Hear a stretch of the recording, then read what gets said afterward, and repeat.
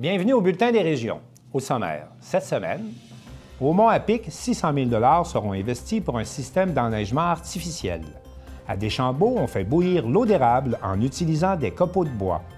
À Gaspé, la pénurie de logements oblige l'administration municipale à réglementer, à son tour, l'hébergement touristique. À Saint-Alexandre-des-Lacs, le savoir-faire des tisserandes et des couturières est partagé grâce à l'atelier L'Alvéole des Lacs. À Montjoly, la Maison des Tournesols propose une conférence pour prendre soin de soi afin de mieux prendre soin de l'autre.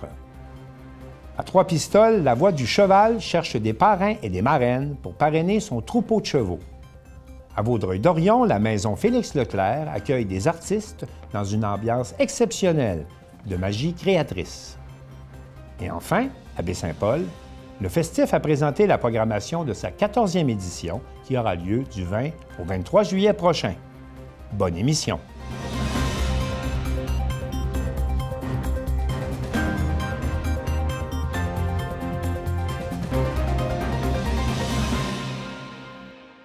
La réalisation du Bulletin des régions est rendue possible grâce à la collaboration de 20 télévisions communautaires autonomes associées à Cogeco.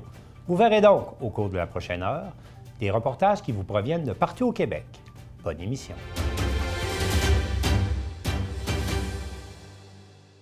Afin de faire face au changement climatique, prolonger sa saison et assurer son avenir, le Mont-à-Pic investira tout près de 600 000 cet été dans un système d'enneigement artificiel. Un reportage de Sylvana Suarez de la Télévision de l'Érable.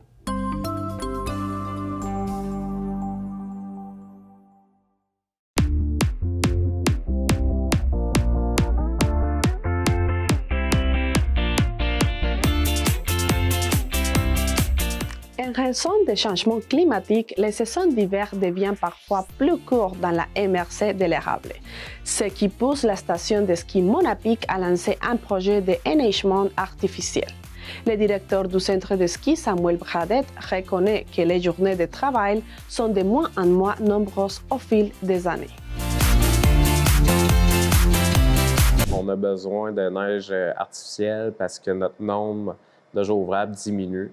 On a fait des petites évaluations. Là. On a pris des moyennes de jours ouvrables. Si on prend une moyenne sur 10 ans, 5 ans, 2 ans, on constate vraiment que le nombre de jours ouvrables diminue. Donc, sur 10 ans, je pense que la moyenne était de 32 jours ouvrables si on prend les 10 dernières années. Et si on prend les 2 dernières années, on est à 26 jours ouvrables. Donc, on voit vraiment qu'il y a une tendance à la baisse. Donc, nous, c'est vraiment important. On est une station de ski. Donc, on veut vraiment sécuriser notre produit premier, finalement, notre saison de ski. Là. Donc, pour ce faire, mais évidemment, on pense que l'enneigement artificiel, c'est notre solution. Pour la production de la neige artificielle, le Mont-à-Pic aura besoin de canons à neige et d'une ressource limitée comme l'eau. Donc, pour produire de la neige, évidemment, ça prend des canons, ça prend un réseau de tuyauterie pour emmener l'eau. Et ça prend, notre principal enjeu, là, c'est l'eau, parce que ça prend une bonne quantité d'eau pour chacun des canons. Donc, c'est à peu près ça. C'est quand même un système qui est assez simple. Là. Ça prend de l'eau, un système de pompage pour pomper l'eau dans un réseau de tuyauterie, finalement, qui amène l'eau au canon.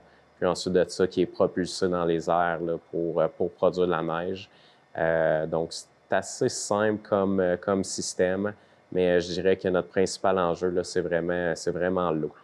Devant les besoins d'une grande quantité d'eau, différentes idées ont émergé, comme la création d'un lac artificiel. C'est dans les options qu'on regarde présentement. Donc, pour avoir suffisamment d'eau, ça va prendre une bonne source. Donc là, on est en train de regarder, d'évaluer c'est quoi nos options.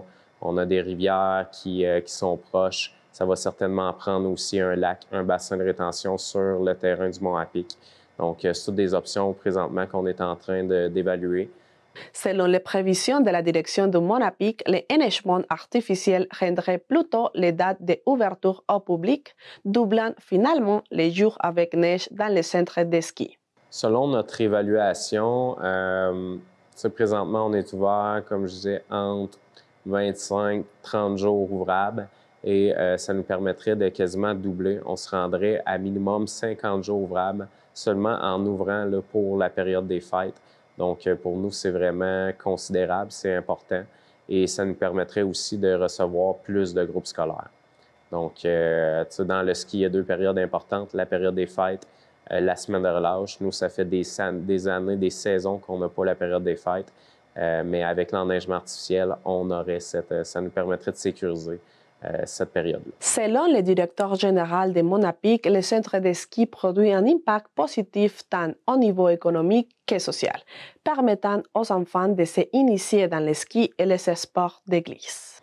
Mais l'impact est très important et je dois dire que moi, en tant que directeur général, ce qui m'impressionne le plus, c'est vraiment comment la communauté tient au Mont-à-Pic. On est quand même bien implanté là, ici dans la MRC de l'Érable depuis les années 1960 et le monde tient énormément au Mont-à-Pic. On est la seule montagne de ski dans la MRC de l'Érable et on le sera toujours. Donc, je pense que le monde sont bien conscients de ça, que les jeunes, tout le monde sont initiés au ski. Les jeunes et moins jeunes là, peuvent pratiquer leur sport, les sports de glisse, le ski, la planche à neige, les glissades sur tube grâce au Mont-à-Pic, surtout dans l'Érable. Donc, je pense que le monde sont très conscients de ça et ça paraît aussi quand on fait des projets. Le monde nous supporte toujours, tiennent à la montagne. Donc, il y a un impact quand même très important parce que sans le Mont-à-Pic, finalement, il y a beaucoup de jeunes qui ne seraient jamais initiés, qui connaîtraient peut-être pas les sports de glisse, finalement. Donc, je pense que les gens sont bien au courant de ça. Les œuvres commenceront pendant l'été 2023 pour une première phase, avec la commande des premiers équipements. Le projet devient concret parce qu'on a le financement. Et là, on doit, il y a une première phase qui devrait commencer, la construction devrait commencer dès cet été, dès l'été 2023. Donc, il y a une première phase qui va s'effectuer là. On doit évidemment commander les équipements parce qu'il y a des délais quand même importants pour les équipements. On a un prochain conseil d'administration qui est prévu à la fin mars, donc c'est là que les décisions vont se prendre. Mais c'est vraiment prévu pour une première phase là, à l'été 2023. Le Monapic offre des services divers variés, mais maintenant, les administrateurs travaillent sur un projet de vélo de montagne pour que la population puisse aussi utiliser l'endroit pendant l'été. Ouais, donc au Mont-à-Pic, ce qu'on offre, l'ensemble de nos services, évidemment, on est un centre de ski prioritairement. On a 14 pistes, incluant les sous-bois. On a 2 remontées mécaniques de style T-bar. On a également une pente-école avec un tapis magique, vraiment pour le volet initiation. Et on a de la glissade sur tube. On a 4 glissades sur tube, incluant une remontée mécanique aussi. On a 2 parcs à neige. On est une petite montagne, mais on se démarque surtout pour nos parcs à neige. Donc, on a 2 parcs à neige, un plus expérimenté, l'autre plus débutant. On a même une remontée mécanique dans l'un des parcs à neige qui est nouveau depuis cette année. On a également de l'éclairage, donc c'est possible de pratiquer le ski de soirée depuis 2 ans. Autant la glissade sur tube qu'on a la moitié des pistes maintenant qui sont éclairées. Donc, ça regroupe un peu l'ensemble de nos services. Et on est aussi, il faut le mentionner, mais on est aussi sur un projet de développement de vélos de montagne. Donc, présentement, on est en développement de ce côté-là. On est une station de ski, mais on vise à être ouvert vraiment plus à l'année. Donc, on a un projet aussi d'été avec le vélo de montagne.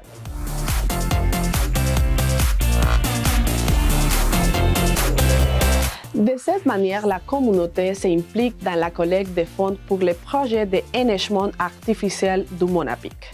La MRC de l'Érable et des autres organisations ont aussi appuyé financièrement l'initiative.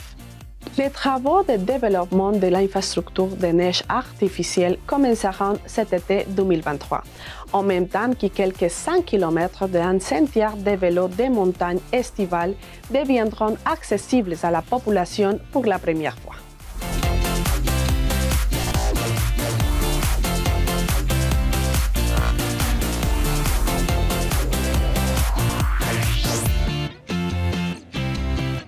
Pour la TVC, Silvana Suárez.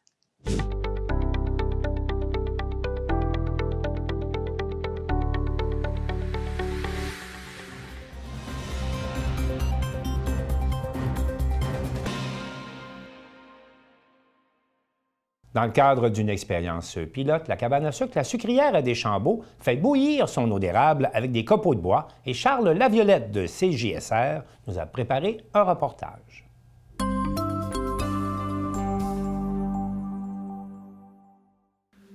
Alors que Québec offre des subventions aux producteurs acéricoles pour convertir leur évaporateur au mazout, Sylvain Deshaies croit que l'option de la biomasse forestière devrait être envisagée par certains producteurs.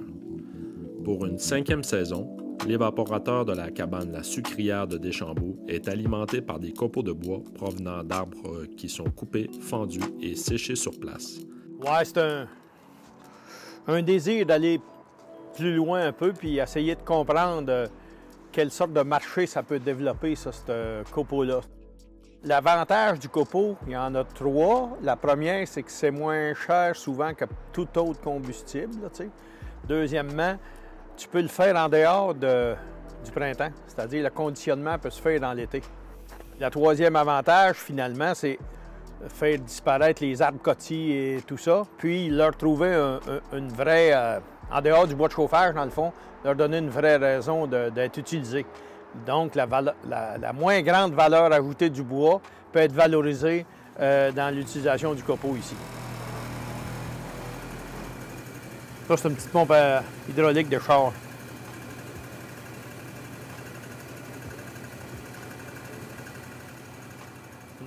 Ouais, bien celle-là, on doit voir ici qu'il y a un bout de boulot, là. Ouais, il y a un bout de boulot à cause de l'écorce, là. Celle-là, il doit être fort en boulot. Fait que lui, il est à peu près à 10 ou 11 d'humidité. Ouais. Puis ça marche très bien. En fait, j'ai pas besoin de granules, là, il est assez sec pour opérer tout seul.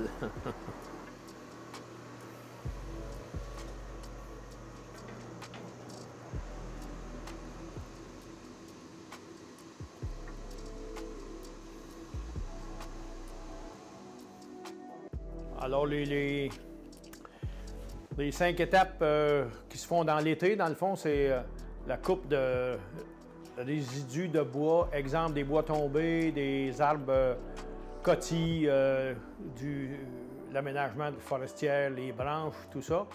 On fait un petit bout de temps au soleil du printemps, là. Puis je le mets dans un four solaire qui est une cabane orientée sud-ouest avec des demi-drains agricoles noirs sur le dessus puis sur le devant pour être capable d'améliorer la force de la température pour l'envoyer dans la cabane qui est un peu préparée à recevoir de la chaleur par en bas et que ça passe au travers des palettes puis ça sort par le toit. La cabane est orientée sud-ouest pour frapper le maximum de soleil. Évidemment que la cabane ne bouge pas, là. Le thermostat à l'envers, il faut qu'il fasse, mettons, 18 ou 20 pour qu'il se mette à marcher. Parce que ça ne donne rien de rentrer de l'air froid. Fait que, puis l'autre condition, c'est les détecteurs d'humidité de pelouse. Là. Fait que s'il mouille aujourd'hui, la condition de sécheresse ne sera pas là. Fait que ça ne donne rien d'aspirer du 100 d'humidité.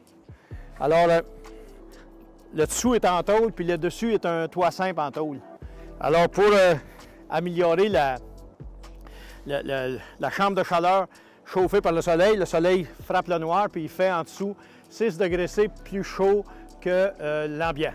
Après ça, lorsqu'elle est à 10 d'humidité, 11 ou 12 d'humidité max, on le chip puis on les met dans des poches de semences de soya ou des poches non recyclables comme ça, là, pour les attacher puis les isoler de l'humidité relative extérieure.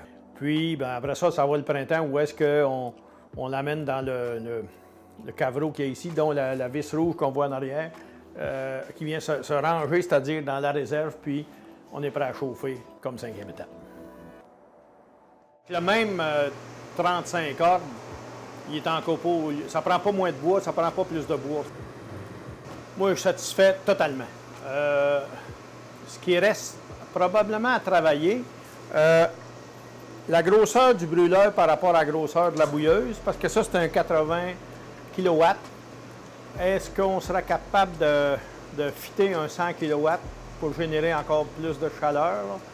Il reste ça à travailler, mettons. C'est facile, c'est pas lourd, c'est pas de nettoyage, c'est pas de seule affaire, dans le fond. Il faut le réalimenter avec des poches de copeaux qui durent 3 heures et demie. Donc, ça te prend facilement 2 poches par jour quand tu bouilles 6-7 heures. L'huile va disparaître d'ici 2035. Là. Fait qu'on est un peu... il y a un target, là, c'est 2035, on ne peut plus bouillir à l'huile.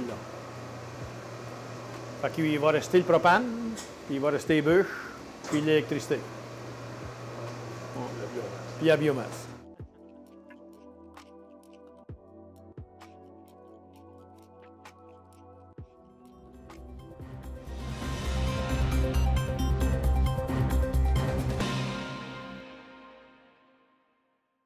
Simon Bugeaud de Télégaspé s'entretient avec Daniel Côté de l'importance, lorsqu'une municipalité se retrouve en pénurie de logements, de bien réglementer le développement de l'industrie touristique.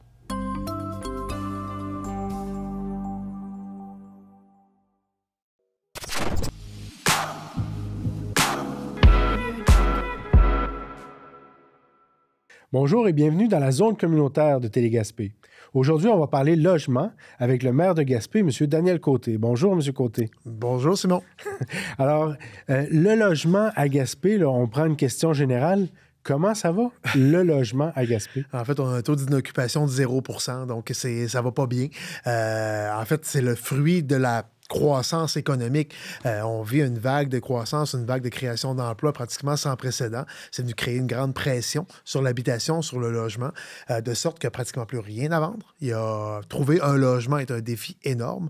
Depuis quelques années, on travaille avec des promoteurs pour faire construire beaucoup d'unités de logement. Mais là, on est ici aujourd'hui parce qu'en début de semaine, le Conseil de ville de Gaspé a décidé d'agir aussi en ce qui a trait à l'hébergement locatif là, temporaire.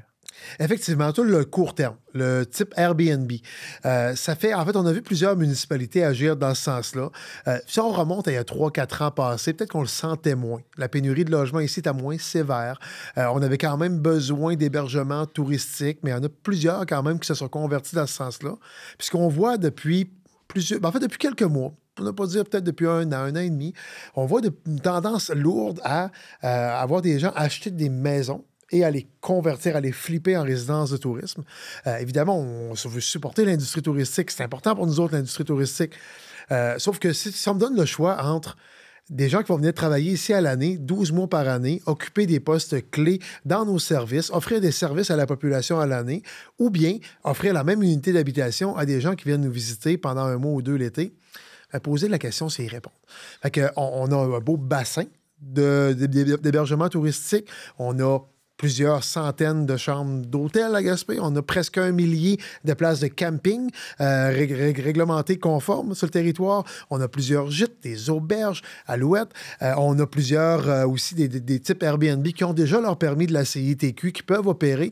Donc, en termes d'unités de logement touristique, si on veut, on en a plein sur le territoire. Mais on n'a plus aucun logement à long terme.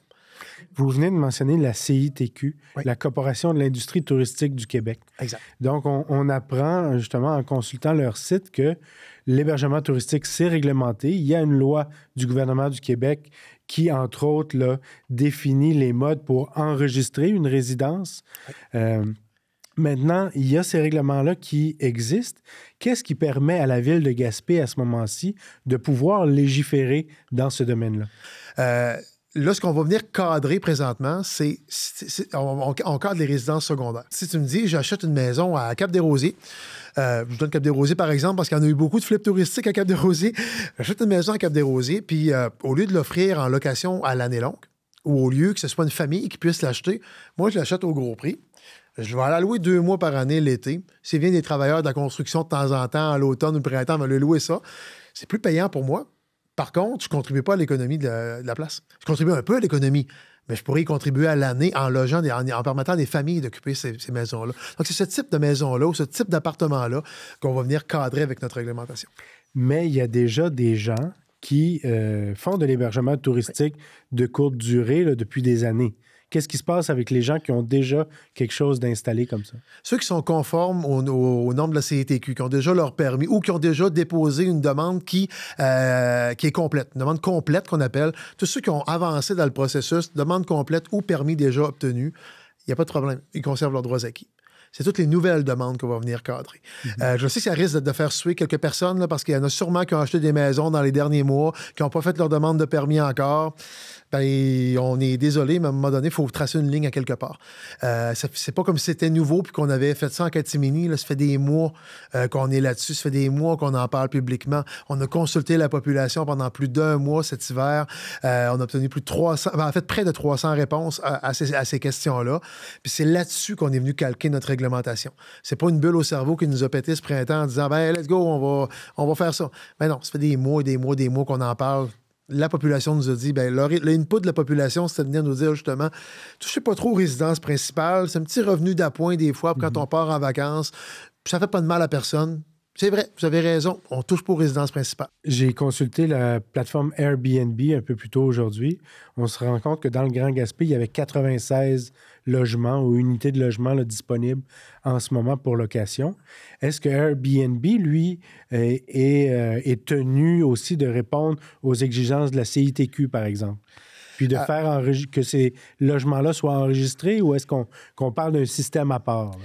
En fait, le gouvernement du Québec a demandé à Airbnb et aux autres plateformes similaires, les chalets.com, etc. Il y en a plein de plateformes comme ça. Airbnb est la plus populaire, là, mais il y en a plein de plateformes comme celle-là. Québec a légiféré dans ce sens-là. Fait que je ne sais pas trop c'est quoi la relation entre le gouvernement du Québec et les gestionnaires de ces grosses plateformes-là, mais je sais qu'entre le gouvernement du Québec et les locataires ou les propriétaires de bâtiments, les propriétaires de bâtiments doivent se conformer aux normes du gouvernement du Québec. C'est Revenu Québec qui sort la baguette pour claquer sur les doigts. Les amendes sont quand même assez salées. Selon ce que j'ai entendu parler, puis encore là, j'ai pas lu la réglementation puis la législation provinciale au complet. Là. Moi, je m'en tiens dans le municipal. Mais ce que j'entends parler, c'est autour de 3 000 $ par infraction pour une première offense. J'espère que les gens vont, qui vont se conformer, ou bien ceux qui opèrent de façon illégale pourraient offrir leur hébergement, leur maison, leur chalet, leur appartement en location à long terme, venir contribuer ainsi à lutter contre la pénurie de logement. Eh bien, M. Côté, merci beaucoup d'être venu nous expliquer tout ça. Et puis, je le rappelle, la population pourra s'informer plus précisément du projet de règlement sur le site de la Ville. Exact. Puis s'il y a des gens qui ont des questions bien pointues là, sur leur situation particulière, l'équipe de l'urbanisme a toutes les réponses entre les mains. Ce projet de règlement-là, en fait, moi, je vous le vulgarise de façon très large, là, mais il y a tellement de subtilité. C'était compliqué à travailler. Il y a plein de zones dans lesquelles il y a des trucs de permis, des trucs pas permis. Bref, notre équipe de l'urbanisme est là pour répondre aux questions des gens. D'ici l'adoption du règlement formel, sinon, après, les gens seront toujours là à leur service. Merci beaucoup. Merci à toi.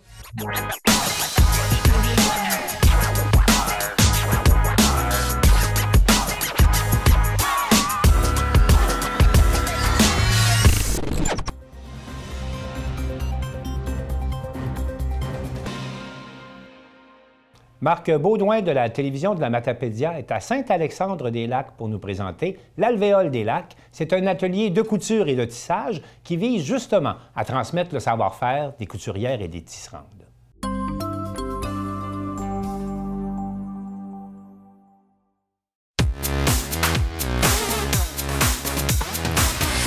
Si vous désirez apprendre à tisser, coudre, tricoter, faire du crochet, de la broderie, c'est maintenant des activités qui sont possibles et qui sont offertes par l'Alvéole des Lacs. D'ailleurs, je suis à l'ouverture officielle, alors je vous amène visiter les locaux.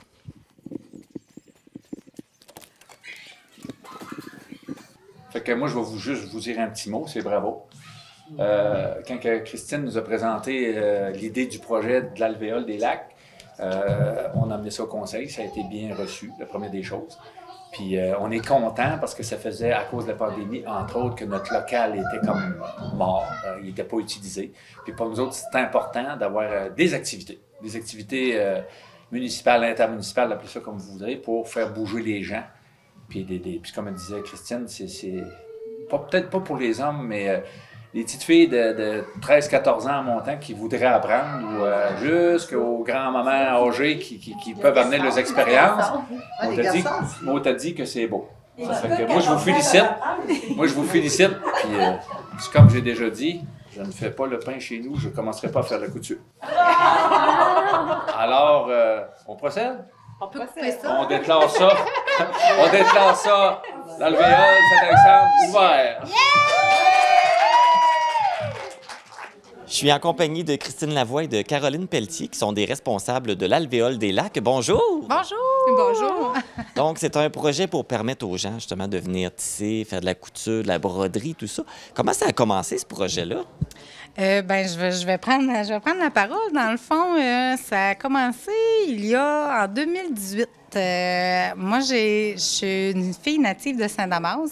Puis quand je suis revenue dans la vallée, il y avait 6 madames qui savaient tisser avant que je parte. Puis quand je suis revenue, il y avait une madame qui restait qui savait tisser. Fait que ça m'a fait beaucoup de peine. Je me suis dit, mon Dieu, c'est des choses qui sont en train de se perdre. Et j'ai fait le tour, rencontrer des gens pour voir l'intérêt de redonner des cours, de partager. Puis c'est pas vraiment un lieu où que je voulais que ça soit, on donne des cours, mais vraiment un lieu de partage. Fait qu'en 2018, on l'a instauré avec un comité qu'on était ici. Malheureusement, la pandémie a fait que les gens, ça a été plus difficile avec le port du masque. C'était venu compliqué vu que c'était aussi de la manipulation de tissu. Donc, on a comme laissé un petit peu le projet tomber un petit peu. Et ce printemps, un renouveau, je me suis dit que ça valait la peine. Je pense que l'intérêt était là. Surtout que je pense qu'avec la pandémie, les gens, c'est redevenu un petit peu les gens de créer, de réparer, la récupération aussi. On est en train vraiment d'avoir une sensibilité à ça. J'ai eu la chance d'aller à la bibliothèque avec l'entente intermunicipale. Ça nous a fait aller à la bibliothèque. Et j'ai parlé avec des partenaires qui, eux autres aussi, dans le fond, avaient cette idée-là, mais pas l'espace.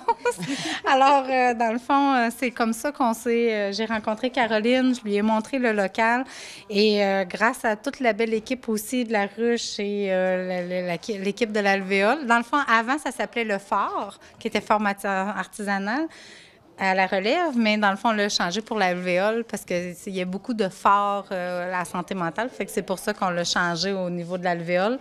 Une petite touche en lien avec la ruche créative aussi. Puis en lien aussi avec une alvéole, ça se ferme. C'est des ouvrières. On travaille un peu avec de nos mains. On reste dans le thème des abeilles qui travaillent fort. Oui, parce qu'on travaille fort. Fait que là, dans le fond, ce que je comprends, c'est un projet commun entre Lac-aux-Saumons et Saint-Alexandre-des-Lacs. Oui. Et puis, alors, vous avez du beau matériel. Vous l'aviez déjà, ce matériel-là? Quand on est arrivé ici, dans le fond, on a eu le CODAL ici, là, qui est le comité de développement de Saint-Alexandre, nous avait déjà donné des sous en 2018, ce qui a fait qu'on a pu acheter des métiers à tisser. On a aussi des dons là, de Saint-Tarsius qui nous a donné, je valide juste, c'est Saint-Tarsius, qui est la fabrique de Saint-Tarsius, nous avait donné des métiers à tisser parce qu'il faut que ça soit des métiers qui soient d'organisme en organisme, là, dont ils n'ont pas le droit de vendre. Donc, si nous, on ferme, il faut qu'on redonne. Fait que c'est... Projet Horizon. Merci, René. On a quelqu'un qui nous souffle les réponses. Parce que, tu sais, dans le fond, ce projet-là, au début, a été créé avec René Caron ici, là, qui a été vraiment une personne qui a été très soutenante dans ce projet-là depuis le début et je suis très contente qu'elle soit encore ici. Puis les autres choses, ça a été beaucoup des dons. C'est sûr qu'on a eu des achats de machines. On a acheté avec les sous qu'on a réussi à avoir aussi un peu, mais à la majorité du matériel ici a été des dons. Et le local, bien, c'est vraiment la municipalité qui supporte le projet en nous offrant le local, les meubles, au niveau des chaises, des tables, dans le fond, qui nous ont fourni ça. Mais la majorité les tissus, la laine, on a eu cette semaine, on a eu 2 machines à coudre qu'on a eu gratuitement. Donc, c'est sûr qu'on a fait aussi, en 2018, j'avais approché la ressourcerie pour avoir la récupération de tissus aussi. Je pense que ça va être un projet qui va être à relancer, là, mais qu'on aille après l'ouverture. Donc, là, on parlait de René. Elle va donner des cours, elle va donner des formations. Elle va jouer un rôle, non? Oui, oui. Oui, bien, dans le fond, René, c'est nos doigts de feu, là. Je regarde René. Mais René, oui, c'est une personne, mais toute personne qui a aussi envie d'offrir, tu sais, là, présentement, on a René, mais tu sais, on veut pas non plus que ce soit tout sur ses épaules, mais tu sais, toute personne qui a envie d'offrir ou de partager ses connaissances est vraiment bienvenue à venir donner soit des cours. Dans le fond, comment ça fonctionne présentement, c'est que les lundis, mardis, mercredis, c'est des projets libres et mercredi soir, ce sont vraiment des lieux de partage. Vous voulez tricoter des bas, vous venez en libre. C'est sûr que, tu sais, s'il y a des gens qui veulent venir ici pour montrer des choses aussi, ça se fait.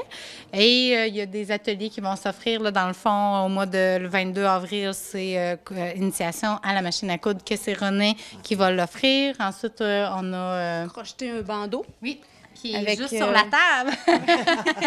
Avec Marika Côté et Marie-Pierre Cerdan. Puis après ça, c'est... réparation d'un bouton.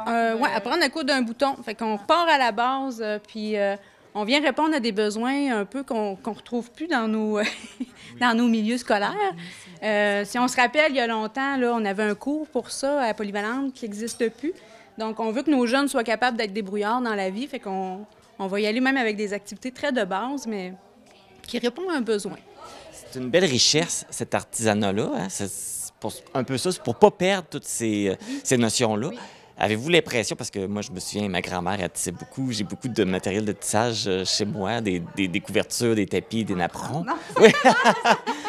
Puis, avez-vous l'impression qu'il y a une relève pour ça? Est-ce qu'il y a des jeunes qui sont intéressés à apprendre ces rudiments-là pour pas que ça se perde? Bien, je pense qu'il y a beaucoup d'intérêt, mais je pense que les gens ne savent pas par où commencer. Fait que je pense que l'alvéole est un beau début. Je crois que d'avoir créé ce lieu-là, où qu'il n'y a pas d'obligation. Dans le fond, c'est vraiment, on y va. Puis, tu sais, tantôt, on parlait des projets, puis je parlais avec une dame, puis je lui disais, ben tu sais, si vous êtes un groupe qui veut apprendre à faire des bas de pantalon, on va créer un mardi, puis on va vous trouver quelqu'un qui pourra vous montrer ça. Tu sais, fait que c'est vraiment, je pense que au niveau des métiers à tisser, parce que je crois que c'est un des métiers, je pense, qui est vraiment en train de se perdre, va revenir avec l'intérêt. Les gens ont vraiment l'intérêt. Les jeunes, c'est pas juste les jeunes de nos genres, mais les petits aussi. J'ai des ados, moi, qui m'ont dit qu'ils adoreraient faire des catalogues parce que je pense qu'on a toutes des choses tissées chez nous. Parfait. Bien, merci beaucoup. Merci à vous. Si vous avez envie de vous initier au tissage ou toutes sortes d'activités artisanales, l'Alvéole des Lacs est situé au 17 rue de l'Église, à Saint-Alexandre-des-Lacs. Pour connaître toutes les informations sur les heures d'ouverture et les ateliers, les cours qui vont se donner, vous consultez la page Facebook L'Alvéole des Lacs. Donc là, je vais essayer de me pratiquer, de voir si je suis capable de faire du tissage. C'est un petit peu compliqué.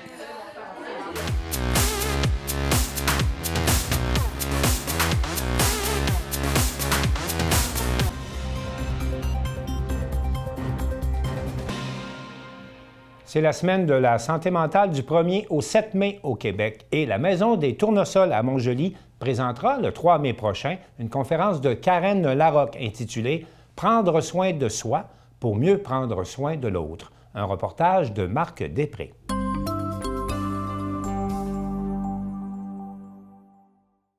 Alors, Madame Larue, ici même à la Maison des Tournesols, on organise une conférence très intéressante pour très bientôt, là. Oui, effectivement. Pour la Semaine de la santé mentale au Québec, qui est du 1er au 7 mai, c'est la première fois qu'on organise un événement spécial comme celui-là. Et on accueille de la belle visite. Vraiment.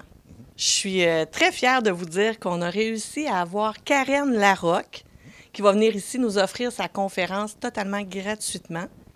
Pour les citoyens, c'est gratuit. Il n'y a aucun frais lié à la conférence. Et qui est Mme Larocque? Mme Larocque, ça fait déjà plusieurs années qu'elle est conférencière au Québec, mais elle était psychologue de formation. Elle a d'ailleurs travaillé plusieurs années comme ça. Puis un jour, elle a décidé qu'elle voulait aider un maximum de gens. Alors, elle a arrêté la pratique privée, puis elle s'est concentrée sur les conférences grand public. Et à ce moment-là, donc, quel est son dada ou son sujet préféré, là? C'est vraiment le bien-être. Comme là, quand elle va venir nous voir, elle va nous parler de comment bien prendre soin de soi pour mieux prendre soin de l'autre. Et comment vous avez réussi à la convaincre pour venir faire son tour à Montjoly? Là-dessus, je vous avoue que c'est pas moi qui ai le mérite. Okay. On a un partenariat avec le CIS. Puis Claudia, qui est ma partenaire là-bas, a fait les liens puis tout ça. Puis Karen a très gentiment accepté de venir nous rencontrer à Montjoly. Et à ce moment-là, ça va se passer où et quand? Ça va être le 3 mai à 7 h le soir au Centre Colombien, qu'on connaît tous à Montjoly. C'est offert à tout le monde parce qu'on s'entend que prendre soin de soi pour mieux prendre soin de l'autre, c'est pas juste pour les intervenants en santé mentale. Tu travailles dans le réseau de la santé, en éducation, mais c'est aussi pour... tu es un parent, tu prends donc soin de quelqu'un. Tu es un fils, tu es un conjoint, tu es un frère. Fait que prendre soin de soi, bien, c'est pour tout le monde. Et à ce moment-là, ça s'adresse donc vraiment à tout le monde. Il ne faut surtout pas être gêné de se présenter. Absolument pas. Plus qu'on va prendre soin de nous autres, mieux on va pouvoir être outillé pour prendre soin des autres après. Parce qu'on sait qu'entre autres, au niveau de la santé mentale, dans les 3 dernières années, ça a été difficile. Donc, prendre soin de soi et prendre soin des autres, c'est quasiment devenu une priorité. C'est une priorité. Puis Karen va réellement donner des outils concrets aux gens. J'ai déjà eu la chance d'aller voir ces conférences, puis moi, je vous le dis, vous ne serez pas déçus. Donc, c'est de style atelier, style questions-réponses? C'est vraiment une conférence, mais qui nous aide à faire personnellement une introspection. OK. Puis je vous dirais qu'habituellement, on sort de là, puis on a déjà un plan de match. Et est-ce que ça peut s'adresser aussi aux jeunes? Donc, est-ce qu'il y a un âge minimal? Non, il n'y a pas d'âge minimal. OK. Donc, tout le monde vraiment qui est intéressé. Tout le monde qui a envie de prendre soin de soi, ça va être un beau rendez-vous. Et bon, même si c'est une activité gratuite, est-ce qu'il faut s'inscrire à l'avance ou on se présente à la porte puis il n'y a pas de problème? C'est préférable d'aller sur lepointdevente.com. OK. Là, vous allez, vous cherchez Karen Larocque, l'événement, vous vous inscrivez, mais c'est entièrement gratuit. Je précise, ne demandez pas les billets par la poste parce que sinon, oui, il y a un frais de 3,50 $. OK. Mais si vous ne prenez pas cette option-là, c'est entièrement gratuit. Donc, les gens à ce moment-là vont s'identifier à la porte, puis ça ne sera pas plus compliqué que ça. Et voilà, c'est moi qui vais être là. On s'attend quoi à combien de personnes? Ou J'aimerais un 100 personnes. Je serais vraiment satisfaite, mais on a une capacité de 250. Alors. Donc, il y a de la place en masse. En masse. Puis si vous n'avez pas acheté votre billet, puis que le soir même, vous dites, bien, finalement, ça me tente, bien, venez nous retrouver. Ou si jamais on va emmener un ami ou de la parenté, ou à ce moment-là, puis qu'eux ne sont pas inscrits, donc on les amène avec soi-même. Là. Et voilà. Et bon, vous dites que c'est la première conférence, donc on peut s'attendre là, devant la réaction de la population, ils pourraient en avoir d'autres? J'aimerais vraiment que ça devienne une petite routine qu'on aurait dans la Métis une fois par année, de prendre soin de nous autres comme ça. Et aussi, donc, à la grandeur de la population. Là. Toujours. Et donc, on rappelle les coordonnées? Ça va être le 3 mai à 7 h au Centre Colombien. Vous voulez réserver votre billet? lepointdevente.com. Puis s'il y a des questions ou des problèmes avec réserver votre billet, vous pouvez nous appeler ici à la Maison des Tournesols, 418-775-8933. Et voilà, pas plus compliqué que ça. Voilà. Ben, on vous souhaite d'atteindre vos objectifs et surtout, ben, on rappelle aux gens que c'est gratuit, c'est ouvert à tout le monde. Donc, on n'a pas vraiment de raison pour y aller. Venez prendre soin de vous autres, ça va faire du bien. Ben, merci beaucoup. Merci.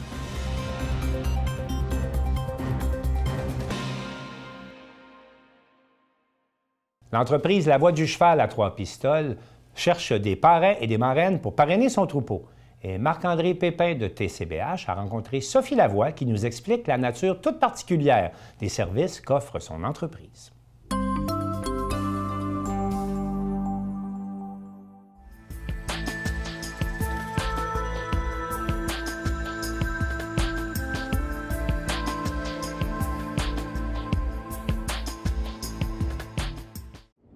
Aujourd'hui à l'émission, on parle d'une campagne de sociofinancement La Ruche, la campagne de l'entreprise La Voix du Cheval de Trois-Pistoles. On est présentement en ligne pour une campagne La Ruche. En fait, on cherche des parrains puis des marraines pour parrainer notre troupeau de chevaux. On cherche aussi à établir une communauté autour du cheval, autour de qu'est-ce que le cheval peut apporter à l'homme dans son évolution.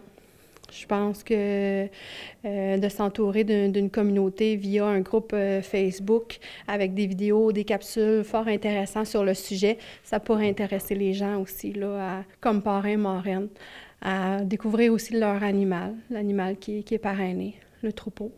Et puis l'approche qu'on utilise aussi là, en thérapie assistée par le cheval. Madame Lavoie nous parle de parrainage. Eh bien, je me suis interrogée pour savoir en quoi ça consistait, le parrainage. En fait, les gens, ils peuvent parrainer un cheval. Ça leur donne accès à une porte ouverte le 5 août pour vraiment venir visiter les chevaux sur place. Vraiment avoir un câlin de cheval, puis de venir les découvrir, de venir découvrir les lieux, de venir me découvrir aussi. Ça leur donne accès aussi à 50 % en retour en service. Donc, c'est des contributions en certificat cadeau que moi, je leur remets par la poste pour amener les gens à bénéficier de mes services, de venir faire des ateliers avec les chevaux. Fait que ça, c'est une belle opportunité aussi.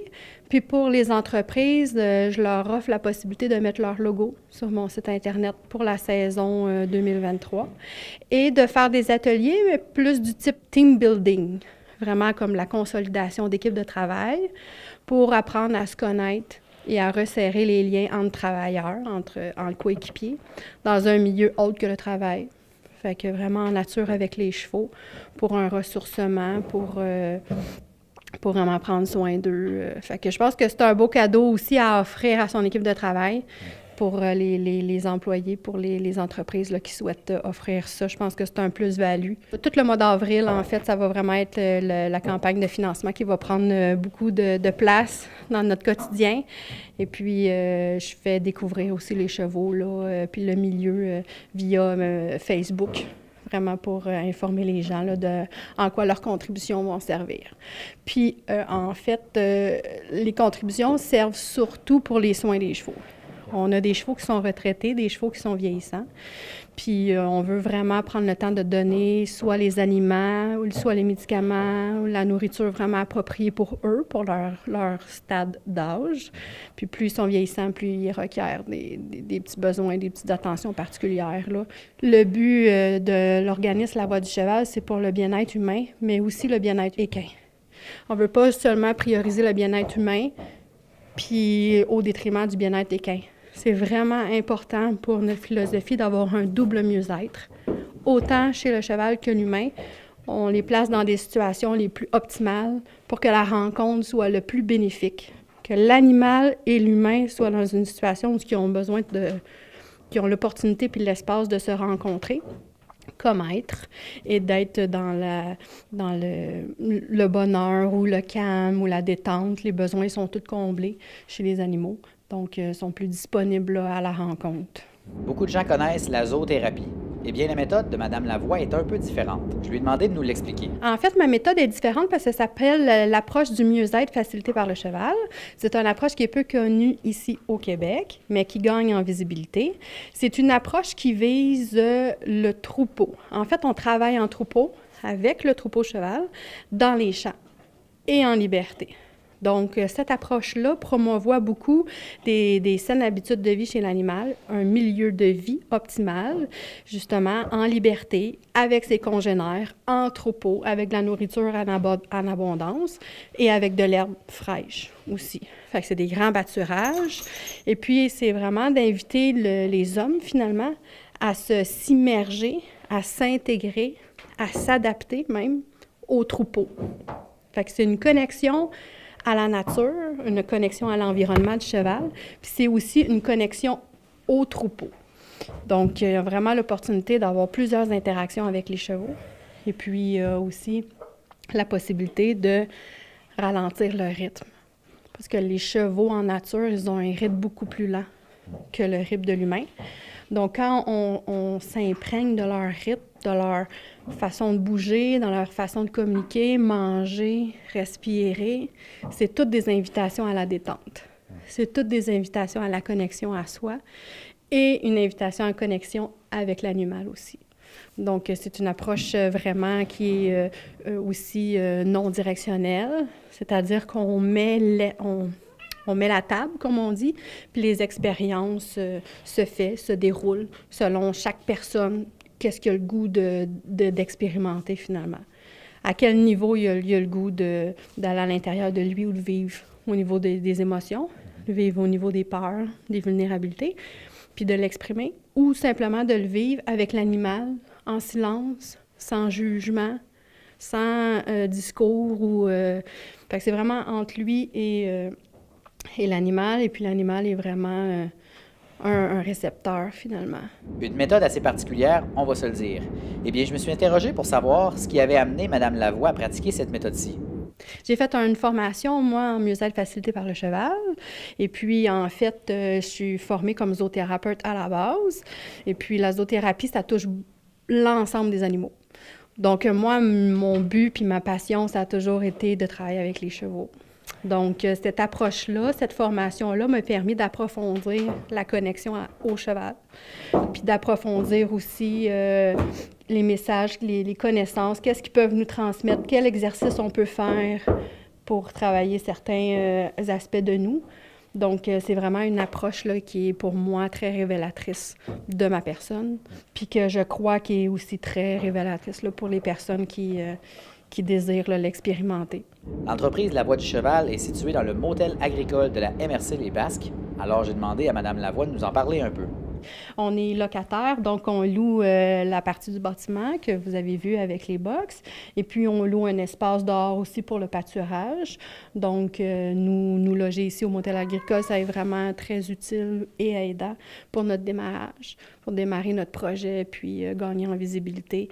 Je pense que c'est un avantage énorme de ne pas devoir s'endetter ou d'acheter un bâtiment avec beaucoup de charges, beaucoup de responsabilités financières qui nous amènent dans un rythme d'aller chercher de l'argent, puis ça. Puis moi, vraiment, je priorise l'humain, moi, et les chevaux, puis je veux que ça soit une bonne qualité de vie, qu'on ne soit pas dans le stress, puis dans la performance. Puis c'est vraiment d'abord et avant tout un milieu de vie, un échange avec les chevaux. Pour moi, je suis tellement ravie, tellement contente d'avoir mon troupeau. Déjà ça, c'est une victoire pour moi. Puis le reste, bien, c'est de partager ma passion, partager la sagesse des chevaux aux autres. Puis après, ça va dérouler, là, je suis sûre, là, vers une entreprise de ressourcement ici là, pour la région. Qui dit campagne de sociofinancement dit appel à tous. Eh bien, Mme Lavoie avait un appel à tous à vous faire. J'aimerais vraiment inviter les entreprises, les organismes, les particuliers, les fondations, les familles, tous les gens qui veulent vraiment faire partie de la communauté. Je pense que ça, premièrement, ça peut être un intérêt. Et puis, contribuer aux soins des chevaux, les parrainer, vraiment d'avoir une vue exclusive sur ce qui se passe ici dans notre milieu de vie, dans la relation avec les chevaux, dans leur personnalité, dans les messages qu'ils ont à transmettre aux gens. C'est d'abord et avant tout un milieu de vie, fait que ça se pourrait qu'il y ait des bénévoles, ça se pourrait qu'il y ait des étudiants, ça se pourrait que... tout le monde est bienvenu. Tout le monde qui a le désir d'avoir un contact avec le cheval, qui m'appelle. Puis on va prendre une entente s'il y a les moyens qui ne sont pas là. On va prendre une entente ensemble. C'est pour ça que je fais la campagne de financement aussi, pour avoir un petit budget, pour que s'il y a des jeunes ou des personnes âgées ou des adultes qui me disent « j'aimerais bien, mais j'ai pas les moyens », bien, on va pouvoir justement prendre cet argent-là pour parrainer la thérapie là, avec la personne. Vous voulez plus d'informations sur l'entreprise La Voie du Cheval ou contacter directement Mme Lavoie? Eh bien, voici comment faire. C'est possible de visiter ma page Facebook, La Voie du Cheval. C'est possible aussi de visiter mon site Internet, lavoieducheval.ca. C'est possible de me rejoindre par téléphone aussi au 450-302-9729. C'est possible aussi de m'envoyer un courriel à lavoiecheval@gmail.com. L'appel est lancé. Vous avez donc jusqu'au 12 mai pour contribuer à la campagne La Ruche de La Voie du Cheval.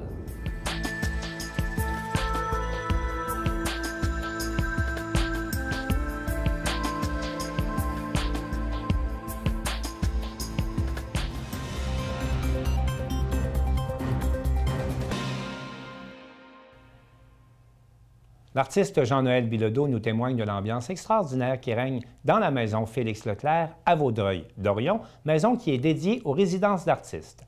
On écoute un beau reportage de Chantal Bédard de C'est Sûr TV.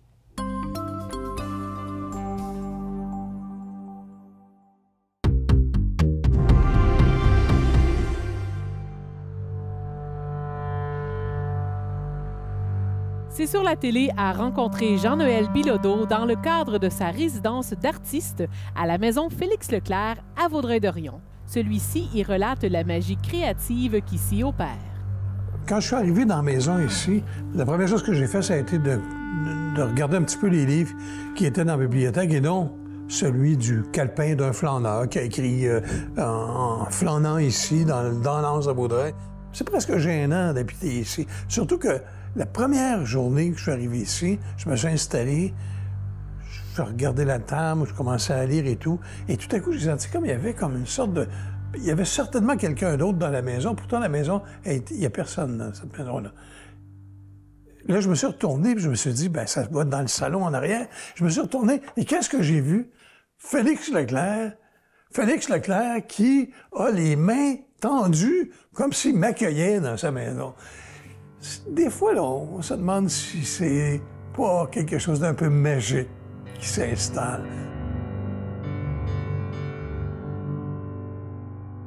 Mais pendant tout le mois de résidence que j'ai été ici, je sentais, ou je sens, puis je sens encore, cette espèce de présence émanante d'un esprit quelconque qui vient nous aider, qui vient nous soutenir et qui vient nous dire « Ah ouais, là, c'est pas le temps de passer, là, c'est le temps de travailler. Ah ouais, travaille! Je sentais ça! Travaille, travaille! » Alors, faire de la gravure dans un climat comme celui-là, c'est absolument génial. Bon, la résidence consiste principalement à, personnellement, faire un petit bout de création en lien avec l'œuvre de Félix Leclerc. En tout cas, en lien avec l'endroit qui est l'Anse de Vaudreuil. Alors, dans son livre de Calepin, c'est plein de petits passages sur des portraits des gens de l'Anse, des gens de Vaudreuil, sur la famille, sur les amis, sur les visites qu'il y a. C'est, dans le fond, comme une conversation à bâton rompu avec ton lecteur. Donc, ce que vous voyez, c'est des gravures dans lesquelles je tente d'exprimer cet univers-là, un univers qui est à bâton rompu, mais qui est aussi plein d'histoire et plein de passion, quelque part.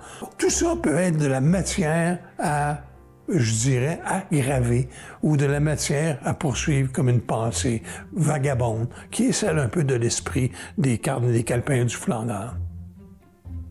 Quand les gens viennent ici, d'abord, premièrement, tout de suite, on travaille sur des petites plaques sur lesquelles ils vont comme faire un propre dessin qui pourrait être en lien avec un texte qu'ils vont écrire. Et chacun y va, mais le plaisir de graver et de voir un effet par la suite quand on les imprime, c'est fascinant. On les imprime dans le petit cahier et que j'appelle le calepin d'un flâneur. Et sur lequel nous, à notre tour, on fait comme Félix. On met des phrases, des petites gravures qu'on met là.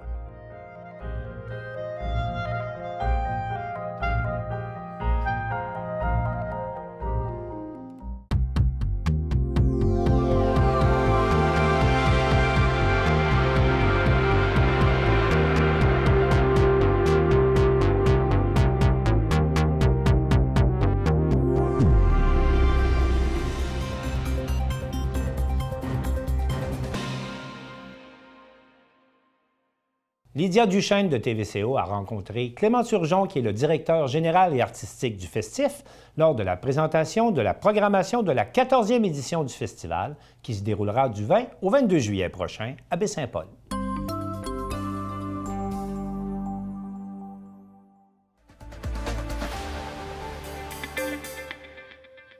Le Festif de Baie-Saint-Paul vient de lancer sa programmation encore une fois bien garnie pour l'édition 2023.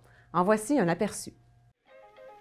Le dévoilement de cette 14e programmation du Festif de Baie-Saint-Paul est encore une fois riche en découvertes, mais aussi en valeurs sûres. Comme Valère, Bleu Jeans Bleu, Safia Nolin, Les Trois Accords et Daniel Bélanger, qui reviennent tous pour une seconde ou même une troisième fois chez nous.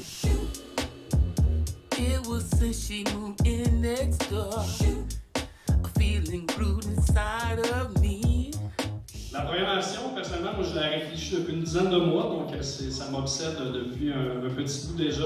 Parti en repêchage d'idées et de nouveaux artistes à travers différents festivals autour du globe dans la dernière année, Clément Turgeon rapporte plusieurs trouvailles qu'il souhaite partager avec les festivaliers. Bien, je ramène une couple d'artistes, c'est vrai. En Islande, Western Airwaves, j'ai déniché entre autres notre tête d'affiche internationale, Emil and the Sniffers, groupe australien de Melbourne. C'est vraiment une expérience à voir live. Il y a Cécile Lacharme, une violoncelliste française aussi, qui a donné vraiment une belle prestation. À Los Angeles, au Desert Days, j'ai découvert Charlotte Adigéry, c'est une musicienne belge qui a sorti un album l'année passée. On a aussi Dakabraka, un groupe d'Ukraine que je connaissais déjà, mais j'ai un peu confirmé que c'était un show à voir. Donc, il y a L'Éclair aussi, un groupe de Suisse, de Genève, que j'ai un peu que j'ai ramené. On s'entend, j'ai découvert à LA, puis je me suis dit, je veux les avoir. Puis je suis allé aussi au Tavern Tour à Montréal. Il y a entre autres La Sécurité, un groupe de Montréal aussi que j'ai découvert là. Donc, c'est vraiment la première année que je me disais, je sors du pays, puis ça a vraiment fait du bien. Ça permet de repérer des groupes que des fois tu écoutes sur un album, puis ça n'a comme rien à voir avec le show. Là. Puis c'était ça ma grosse surprise de plusieurs que je ramène. De plus en plus d'artistes locaux sont également mis de l'avant. Parmi ceux-ci, nous retrouvons Forêt Marine, David Hoff, Slim Tony, Caractère Gras, Tommy Boivin, ainsi que les DJ Snorro, Foin et Mean Bean, qui animeront le parvis de l'église qui garde sensiblement la même formule que les années précédentes.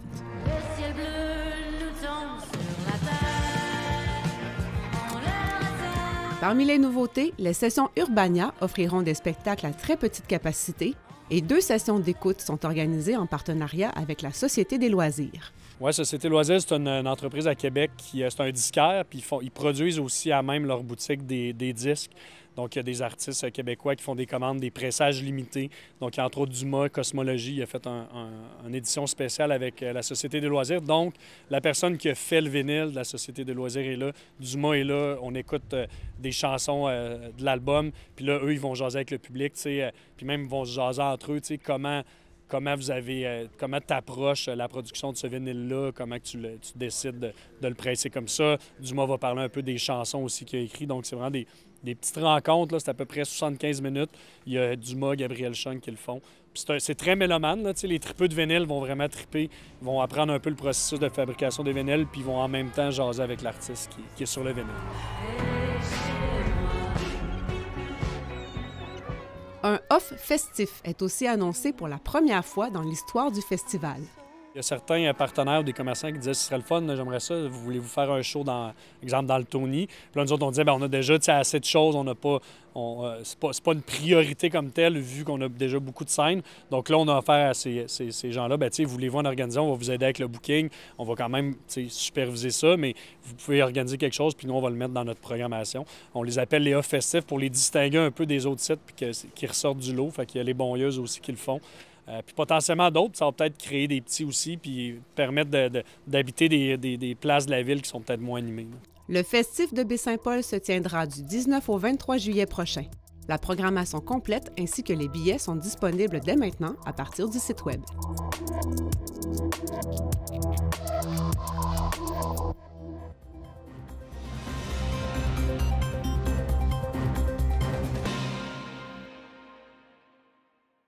C'est tout pour le bulletin des régions. Cette semaine, je remercie toutes les stations participantes et je vous dis à la prochaine.